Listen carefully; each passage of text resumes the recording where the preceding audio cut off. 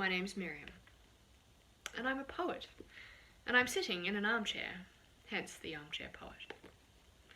I wanted to share with you a poem today.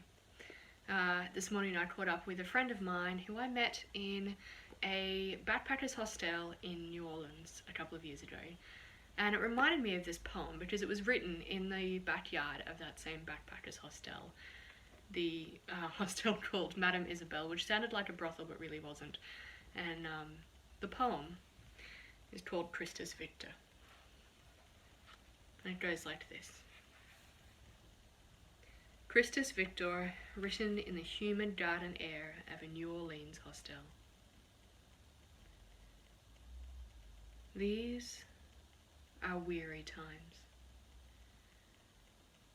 2 years ago, or just over, I said in casual conversation, if Christ is not victorious in cancer, then he is not victorious anywhere. Meaning, even in cancer Christ can and must be victorious, meaning death is not defeat, suffering is not failure. A Louisiana roach pauses near my chair, and another. I watch them feet up till they stitter up. Well, this last year has been the long and aching anvil on which that belief is beaten. Sometimes it feels like the beating will break me, and I'll walk away together but in pieces, like the car that still drives but whose gears scream on every hill, like the coat that technically stays on the wearer but provides no more warmth than air. Sometimes it feels like my belief is becoming simpler, clearer, more uncontaminated with the strange distortions that dwell in all of our theologies. And other times it all feels just as murky. It never feels strong. There is no strength in this brokenness, no celebration in this Christus Victor, and that is not failure.